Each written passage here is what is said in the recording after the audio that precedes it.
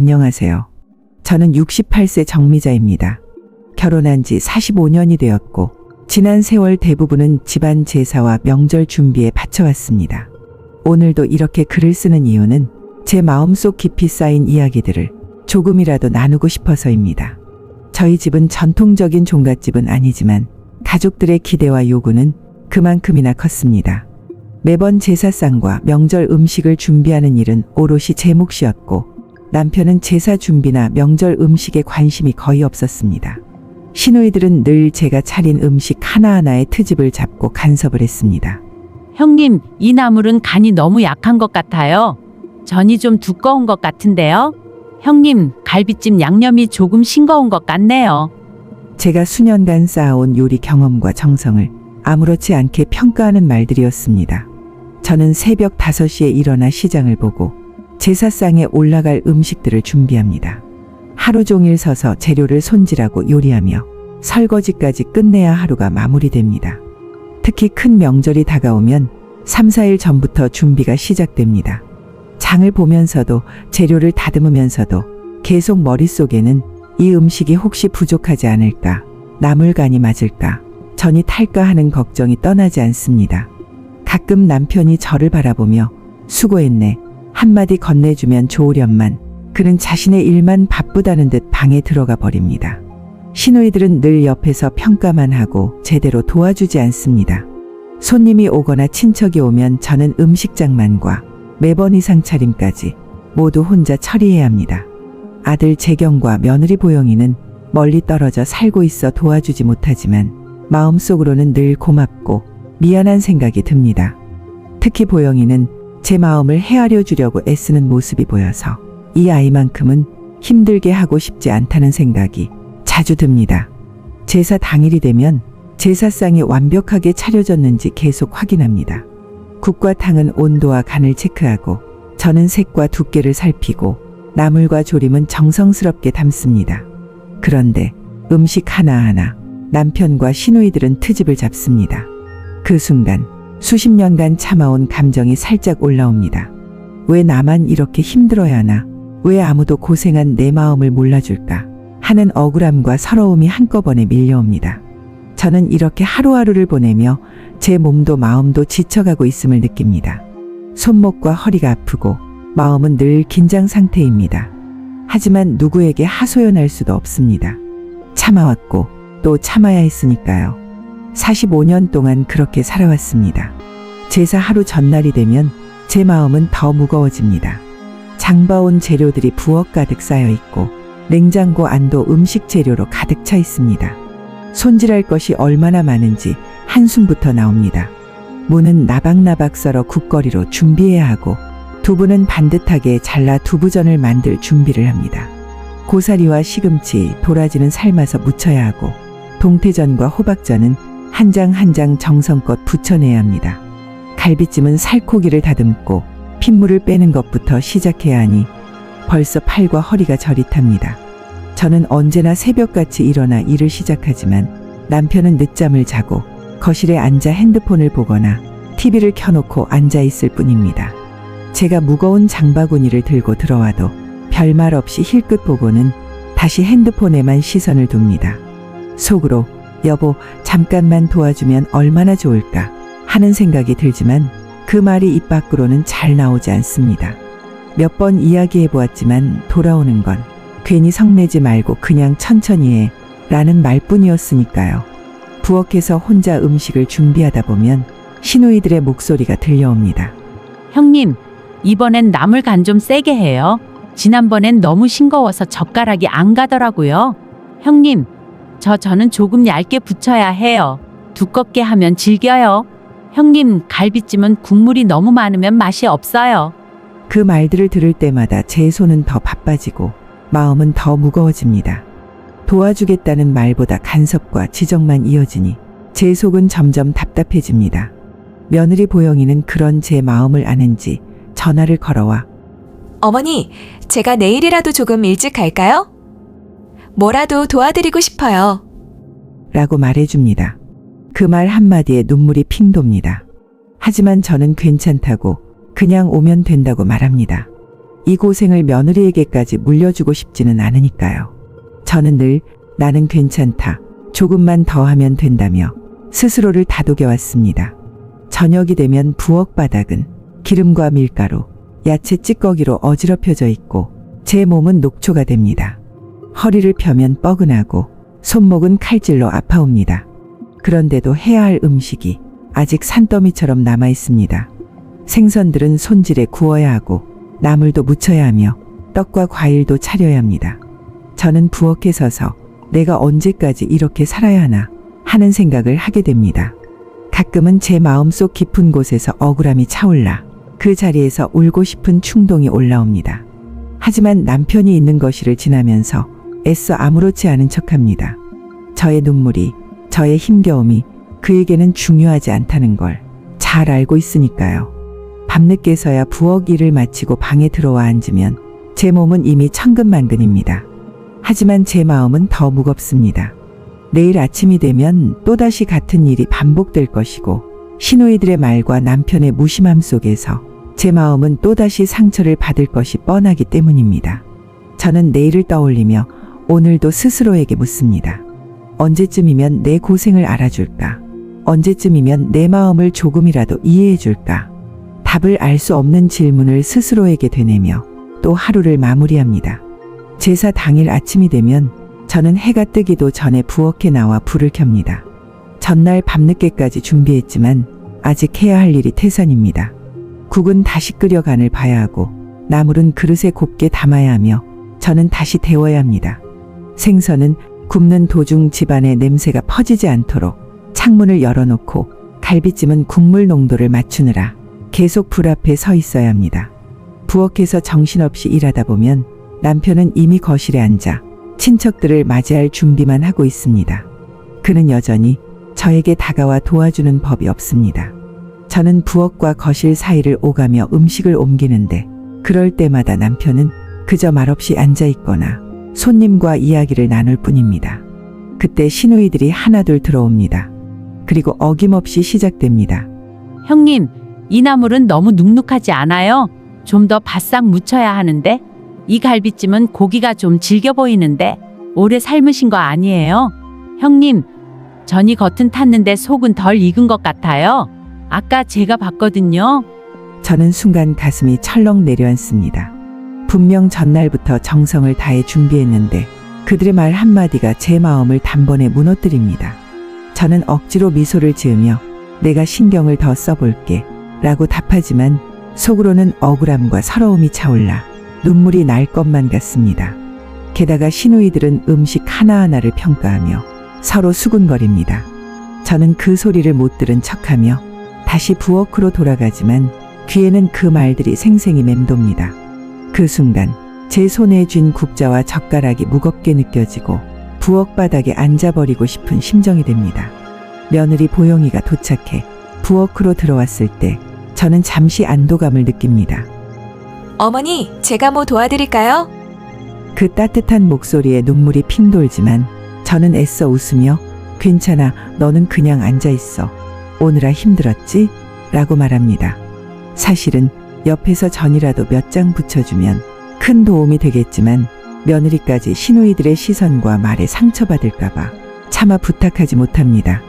음식이 차려질 때쯤이면 저는 이미 땀에 절어있고 손목은 욱신거리고 허리는 펴지지 않을 만큼 뻐근합니다. 하지만 그 누구도 제 수고를 알아주는 이는 없습니다. 남편은 손님들과 웃으며 대화하고 시누이들은 여전히 음식 맛을 두고 왈가왈부합니다.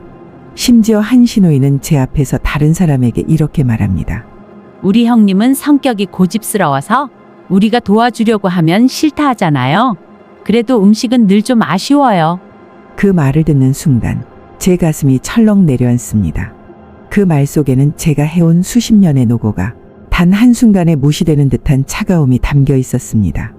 도와주지 않은 건 그들인데 마치 제가 혼자 하겠다고 고집을 부린 사람처럼 이야기하는 모습이 너무 억울했습니다. 저는 아무 말도 하지 못하고 그저 고개만 끄덕였습니다. 목구멍까지 올라오는 말들을 억누르며 다시 부엌으로 발걸음을 옮겼습니다. 눈물이 맺혔지만 손님들이 보는 앞에서 눈물을 보일 수는 없었습니다. 그날 밤 제사와 손님 맞이가 끝난 뒤 모두가 떠난 집안은 적막하기만 했습니다. 상은 자고 있는 남편이 아니라 제가 치워야 했습니다. 기름 묻은 접시, 국물이 엉겨붙은 그릇들을 씻어내며 저는 부엌에 홀로 서 있었습니다. 손이 물에 잠겨 있는데 눈물도 함께 흘러내렸습니다. 아무도 알아주지 않는 제 마음과 제 수고가 그 물에 함께 씻겨 내려가는 듯했습니다. 제사가 끝난 다음 날 아침, 저는 몸이 천근만근이 되어 겨우 일어났습니다. 손목과 허리가 욱신거리고 밤새 근육이 뭉쳐 뒤척이느라 잠도 제대로 못 잤습니다. 부엌에 나가보니 어제마저 치우지 못한 그릇들이 싱크대에 여전히 쌓여 있었습니다. 기름기가 덕지덕지 묻은 접시와 국물이 굳어붙은 큰 냄비를 보는 순간 다시 한숨이 나왔습니다. 남편은 이미 아침밥을 차려달라며 제게 말을 꺼냈습니다. 저는 그 말에 대답조차 하기 싫었습니다. 하루 종일, 아니 며칠을 부엌에서 고생한 사람이 저인데 그 수고를 돌아보는 말 한마디조차 없이 당연하게 밥을 요구하는 그의 태도에 서운함이 북받쳐 올랐습니다. 하지만 저는 결국 밥상을 차렸습니다. 제 마음은 화로 가득 차 있었지만 습관처럼 몸이 먼저 움직여버렸습니다. 식탁에 앉은 남편은 밥을 먹으며 무심하게 말했습니다. 어제 음식이 좀 짜더라. 국은 괜찮았는데 갈비찜이 좀... 그 말에 제 손이 순간 멈췄습니다. 수십 가지 음식을 홀로 준비하며 땀을 흘리고 눈물을 삼키며 만든 제 정성을 단 한 줄의 평가로 깎아내리는 그의 말이 너무나 차갑게 들렸습니다. 저는 대꾸하지 않았습니다. 그저 밥그릇만 바라보며 마음속으로 속삭였습니다. 나는 언제까지 이런 말을 들어야 할까? 그날 오후 신우이에게서 전화가 왔습니다. 형님, 어제 음식 차리느라 고생 많으셨어요. 근데요, 나물이 좀 덜 묻혀진 것 같더라고요. 다음엔 조금 더 세게 해요. 감사의 말은 곧 잊히고 또다시 지적과 간섭이 이어졌습니다. 전화기를 붙잡은 제 손끝이 떨렸습니다. 나만 몰라서, 나만 부족해서 늘 이런 소리를 듣는 걸까? 하는 생각이 고개를 들었습니다.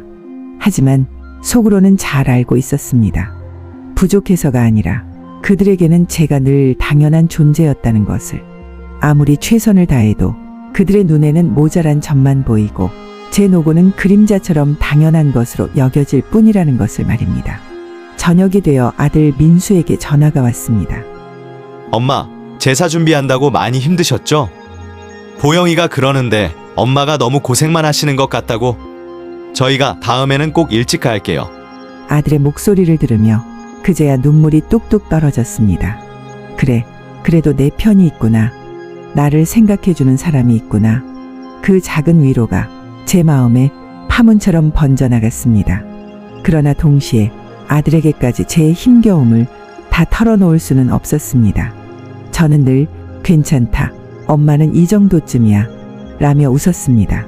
그 말이 습관처럼 나와버렸습니다. 아들의 따뜻한 마음을 짐으로 바꾸고 싶지 않았기 때문입니다. 밤이 깊어가자 저는 부엌에 혼자 앉아 있었습니다. 불 꺼진 집안은 고요했지만 제 마음은 결코 고요하지 않았습니다. 억눌린 서러움, 수십 년 쌓여온 무시와 간섭, 그리고 알아주지 않는 고단한 삶이 파도처럼 밀려왔습니다. 부엌 불빛에 비친 제 얼굴은 너무나 지쳐 있었고 그 눈가에는 눈물이 말라붙어 있었습니다. 그 순간 문득 이런 생각이 스쳤습니다. 나는 누구를 위해 이렇게 사는 걸까? 나를 위한 삶은 언제쯤 시작될까? 며칠이 지나고 몸이 조금은 풀렸지만 마음속의 허전함과 씁쓸함은 여전히 남아 있었습니다. 매번 제사와 명절이 지나고 나면 저는 늘 같은 생각에 잠기곤 합니다. 나는 언제까지 이렇게 살아야 할까? 언제쯤 내 고생을 누군가 알아줄까? 수십 년을 부엌에서 보내며 제 삶은 늘 같은 자리에서 맴돌고 있었습니다. 다음 명절이 다가올수록 마음은 더 무거워집니다. 명절은 가족들이 모여 화목하게 웃고 즐기는 날이라지만 제게는 결코 그렇지 않았습니다. 제겐 명절이 곧 고통의 시작이자 끝이었습니다. 장을 보러 다니며 무거운 봉지를 들고 버스를 탈 때 손가락 마디마디가 욱신거리고 허리가 휘청거려도 도와주는 이는 없었습니다. 남편은 언제나 같은 말만 했습니다. 필요한 거 다 사왔어. 너무 비싼 건 사지 마. 간단히 하지 그래. 그 말 속에는 제가 홀로 짊어진 무게를 덜어주려는 마음은 없었습니다. 그저 본인 기준에 계산만 있을 뿐이었습니다. 저는 시장에서부터 이미 명절의 무게를 짊어진 채 돌아옵니다. 고사리며 도라지, 시금치, 숙주 같은 나물거리를 한아름 사오고 생선이며 고기며 떡까지 준비하다 보면 손이 모자랍니다. 팔이 끊어질 듯 아파도 마음은 늘 조급합니다. 혹시 빠뜨린 건 없을까? 시누이들이 또 뭐라 하지 않을까 하는 불안이 머리를 떠나지 않습니다. 부엌에 앉아 재료를 다듬고 있으면 제 마음은 한없이 작아집니다. 저는 매번 혼자 칼질을 하며 제 자신에게 묻습니다. 나는 왜 늘 이런 자리에 서 있는 걸까? 왜 나만 늘 인정받지 못하는 걸까? 명절날 아침 친척들이 모여 웃고 떠들 때 저는 여전히 부엌에 갇혀 있습니다. 거실에서 들려오는 웃음소리와 이야기 소리가 저와는 다른 세상의 소리처럼 들립니다. 저는 부엌에서 국이 끓는 소리, 전이 지글거리는 소리에만 묻혀 삽니다. 시누이들은 늘 그렇듯 부엌에 들어와서 말합니다. 형님, 이 나물은 물기가 너무 많아요. 저는 색깔이 좀 탔네요. 보기 안 좋아요. 형님, 국물이 너무 뿌옇지 않아요? 그 말들은 칼날처럼 제 가슴에 꽂혔습니다. 매번 최선을 다해 준비했지만 칭찬 한마디 없이 지적만 늘어놓는 그들의 목소리에 저는 점점 더 작아지고 제 손끝은 떨립니다. 남편은 그 상황에서도 모른 척합니다. 거실에 앉아 손님들과 이야기하며 웃고 제가 땀에 젖어 부엌을 뛰어다니는 모습에는 눈길조차 주지 않습니다. 그럴 때마다 저는 서럽습니다. 함께 사는 세월 동안 단 한 번이라도 제 손을 잡고 고생 많다 말해준 적이 있었다면 이렇게 마음이 쓸쓸하지는 않았을 겁니다.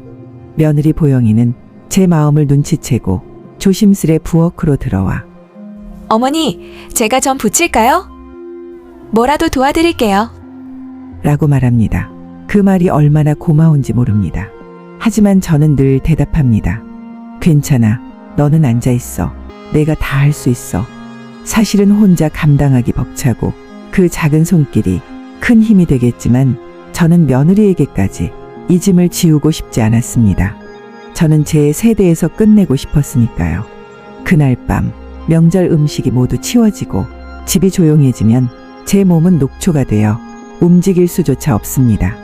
하지만 더 무거운 것은 제 마음이었습니다. 아무도 알아주지 않는 수고, 누구도 위로하지 않는 고단함, 그리고 오히려 되돌아오는 무시와 간섭. 그 속에서 저는 또다시 마음속으로 울었습니다. 명절이 끝나고 나면 집안은 언제 그랬냐는 듯 조용해집니다. 북적거리던 친척들은 모두 돌아가고 거실 한쪽에는 치우다 남은 쓰레기 봉지가 덩그러니 놓여 있습니다. 싱크대에는 기름때가 가득 묻은 프라이팬과 설거지통이 남아있고 냄새가 배어버린 행주는 더 이상 힘을 잃은 천 조각처럼 구석에 던져져 있습니다. 저는 주저앉아 한참 동안 멍하니 그릇들을 바라봅니다. 온 집안이 텅 비어 있는데 제 마음까지 비워져 버린 듯합니다. 땀 흘리며 하루 종일 뛰어다니던 기억이 소리 없는 공허함 속에서 허망하게 스쳐갑니다. 남편은 언제나처럼 제 고단함에는 눈길도 주지 않고 말합니다. 수고했어. 쉬어. 그 말은 위로가 아니라 그저 상황을 정리하려는 한마디일 뿐이었습니다. 쉬어라 라는 말은 해도 그동안 제가 어떻게 지쳐왔는지는 모릅니다. 아니, 모른 척하는 걸지도 모릅니다. 설거지를 마무리하고 방에 들어가 앉아 있으면 아들 민수에게서 전화가 옵니다. 엄마, 고생 많았죠? 보영이가 그러던데 부엌에서 고모님들이 너무 뭐라 하셨다면서요? 저는 대수롭지 않은 듯 웃으며 대답합니다. 아니야, 별일 아니야. 그냥 늘 있는 일이야. 사실은 마음속 깊이 서러움이 차올랐지만 아들에게 털어놓고 싶지 않았습니다. 저 때문에 아들의 마음이 무거워질까 두려웠기 때문입니다. 전화를 옆에서 듣던 보영이가 조심스레 말을 이어옵니다.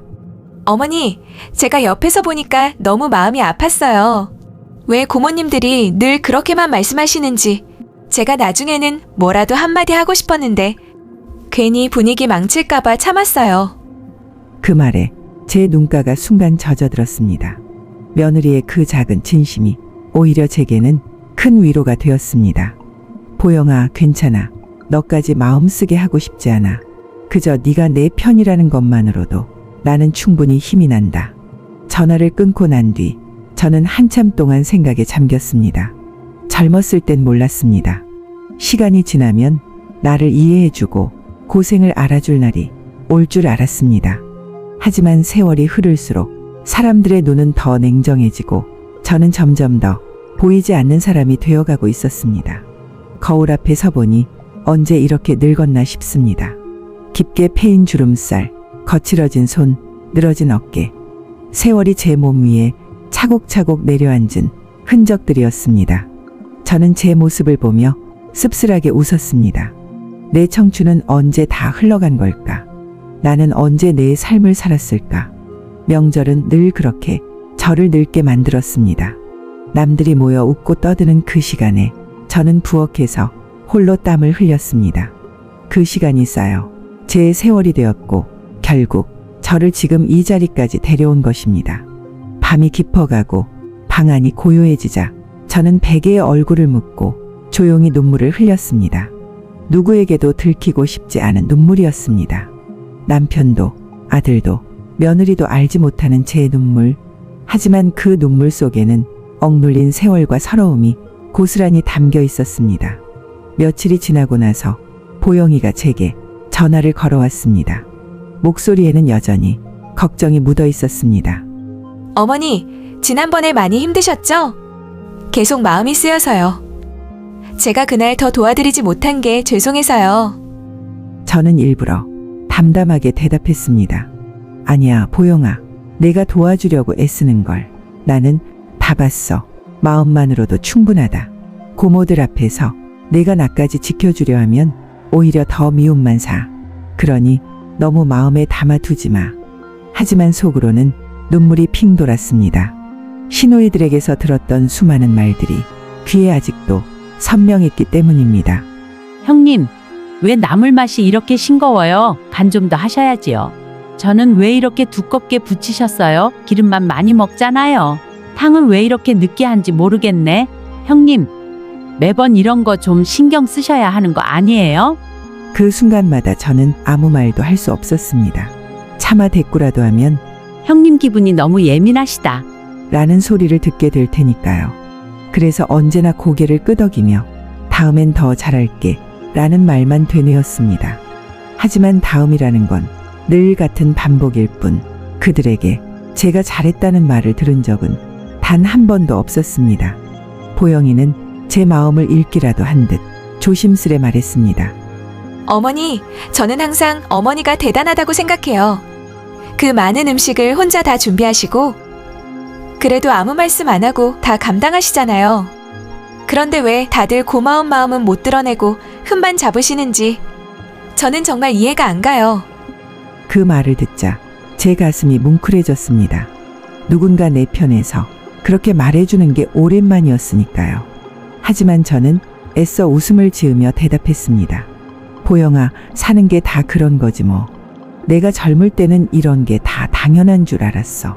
시댁 식구들 챙기는 게 며느리의 도리라고 생각했거든. 근데 이제 와서 보니 그 도리라는 게 내 삶을 다 깎아먹은 게 아닌가 싶다. 전화를 끊고 난 뒤에도 마음이 무겁게 가라앉았습니다. 거실에 앉아 있는데 남편이 들어오며 툭 내뱉듯 말했습니다. 다음 명절에는 음식 좀 미리 준비해. 지난번엔 너무 늦게 차려져서 다들 기다렸잖아. 저는 순간 입술을 깨물었습니다. 내가 하루 종일 부엌에서 뛴 걸 당신이 모를 리 없는데 왜 그런 말만 할까? 속으로만 삼켰습니다. 제가 조금이라도 힘들다고 내색하면 남편은 늘 말했습니다. 원래 며느리는 그렇게 사는 거야. 괜히 예민하게 굴지 마. 그 말은 칼처럼 제 가슴을 베었습니다. 마치 제 서러움은 사소한 투정에 불과한 것처럼 치부하는 그 태도. 그것이 오히려 제 마음을 가장 크게 다치게 했습니다. 밤이 되어 방에 누웠지만 쉽게 잠이 오지 않았습니다. 머릿속에는 지난 세월이 파노라마처럼 흘러갔습니다. 시집 오던 날 떨리는 가슴으로 첫 제사를 치르던 기억, 어설픈 솜씨 때문에 온갖 말을 들어야 했던 그날의 서러움, 그리고 지금까지 한 번도 바뀌지 않은 가족들의 태도. 저는 스스로에게 묻고 또 물었습니다. 나는 왜 이렇게 살아야만 했을까? 내가 뭘 잘못했길래 늘 이렇게 무시당하고 억눌려야 할까? 대답 없는 질문이 공허하게 메아리쳤습니다. 하지만 답을 찾을 수는 없었습니다. 그저 쌓이고 쌓인 세월의 무게가 제 어깨를 더 깊이 짓누르고 있을 뿐이었습니다. 다음 명절이 다가올수록 제 마음은 더 무겁게 내려앉았습니다. 부엌에서 밤낮 없이 일하고 시누이들의 끝없는 트집을 견디며 남편의 무심한 태도에 마음이 무너져 내리는 일이 다시 반복될 거라는 걸 알기 때문이었습니다. 그런데 이번에는 이상하게도 예전과 같지 않았습니다. 제 안에서 무언가가 조금씩 달라지고 있었던 겁니다. 이제는 더는 이렇게 살 수 없다. 거울을 보며 저는 속으로 그렇게 중얼거렸습니다. 초라하게 늙어버린 제 모습이 제게 말을 건네는 듯했습니다. 내가 내 삶을 붙잡지 않으면 아무도 너를 붙잡아 주지 않는다. 명절 아침, 저는 평소처럼 새벽부터 부엌에 들어갔습니다. 전을 부치고 나물을 무치고 국을 끓이느라 땀이 이마를 타고 흘러내렸습니다. 보영이가 와서 옆에서 거들며 어머니, 제가 할게요. 조금만 앉아 계세요. 라고 말했지만 저는 고개를 저었습니다. 괜찮아. 오늘은 내가 꼭 해야 할 말이 있어. 그러니 그냥 옆에 있어 주기만 해. 식구들이 하나둘 모이고 밥상이 차려졌습니다. 역시나 시누이들의 목소리가 들려왔습니다. 형님, 이 나물은 왜 이렇게 간이 약해요? 전이 기름이 너무 많네요. 느끼해서 못 먹겠네. 탕은 너무 맵지 않아요? 아이들 먹기 힘들겠어요. 그 순간 저는 손에 쥔 젓가락을 내려놓았습니다. 그리고 조용히 그러나 단호하게 입을 열었습니다. 그래, 이제는 나도 말 좀 하자. 내가 몇십 년을 이렇게 부엌에서 뛰어다니며 준비한 음식을 한 번이라도 맛있다고 한 적 있니? 나물은 싱겁다, 전은 두껍다, 국은 짜다. 너희가 말하는 건 늘 흠만 잡는 소리뿐이었어. 나는 사람이 아니니 나도 감정이 있고 나도 지칠 때가 있어. 순간 방 안이 얼어붙은 듯 조용해졌습니다. 남편조차 제 얼굴을 빤히 바라보며 아무 말도 하지 못했습니다. 저는 숨을 고르고 다시 말을 이었습니다. 나는 더 이상 이렇게 살고 싶지 않아. 누구도 내 고생을 알아주지 않는데 왜 내가 모든 걸 짊어져야 하니? 이번 명절이 마지막이야. 이제부터는 각자 준비해. 나는 더는 혼자 다 떠안지 않을 거야. 제 목소리는 떨렸지만 제 마음만큼은 흔들리지 않았습니다. 그동안 쌓이고 쌓였던 서러움과 눈물이 목구멍까지 차올랐지만 저는 울지 않았습니다. 이번만큼은 제 의지를 보여주고 싶었기 때문입니다. 보영이가 제 손을 꼭 잡으며 말했습니다. 어머니, 잘하셨어요. 제가 옆에서 듣는데 속이 다 시원했어요. 그 말에 제 눈가가 조금 젖었지만 저는 고개를 끄덕이며 웃었습니다. 남편은 잠시 말이 없더니 결국 낮은 목소리로 말했습니다. 여보, 미안하네. 내가 너무 무심했어. 시누이들도 서로 눈치를 보며 아무 말이 없었습니다. 아마도 그들은 처음 보는 제 모습에 당황했을 것입니다. 그날 밤 혼자 방에 앉아있던 저는 마음 깊이 다짐했습니다. 그래, 이제는 달라질 거야. 나는 내 삶을 더는 남에게 맡기지 않아. 내가 나를 지켜야 한다. 이제라도 늦지 않았어. 세월은 이미 제 등을 구부리고 손을 거칠게 만들었지만 제 마음속 작은 불씨는 아직 꺼지지 않았습니다. 그 불씨가 저를 다시 일으켜 세우고 있었습니다. 그날 이후 저는 제 안에서 무언가가 분명히 달라졌음을 느꼈습니다. 여전히 몸은 고되고 여전히 집안에서의 제 자리는 크게 달라진 게 없을지도 모릅니다. 하지만 마음만큼은 예전과 같지 않았습니다. 그동안은 늘 억눌리며 살아왔지만 이제는 제 삶의 주인이 되고자 다짐했기 때문입니다. 돌아보면 제 인생의 대부분은 다른 사람들을 위해 흘러갔습니다. 남편을 위해, 시누이들을 위해, 집안의 체면을 위해. 제 마음과 제 목소리는 늘 뒤로 밀려나 있었습니다. 저는 언제나 부엌 한쪽에서 기름과 연기에 절어 있으면서도 아무도 알아주지 않는 수고를 당연하게 받아들여야만 했습니다. 그러나 이제는 다르다는 걸 저는 늦게나마 깨달았습니다. 항상 다른 사람들을 위해 살았으니까 이제는 나 자신을 위해 살 권리가 있잖아. 남은 인생만큼은 내가 원하는 대로 살아야지. 이 다짐은 제게 큰 힘이 되었습니다. 그동안은 무심한 말에도 꾹 참고 트집 잡히는 상황에서도 고개를 숙였지만 이제는 제 마음을 억누르지 않으려 합니다. 저는 제가 살아온 세월을 부끄럽지 않게 여기기로 했습니다. 참아온 것조차 제 삶의 일부이고 그것이 오늘의 저를 만들었으니까요.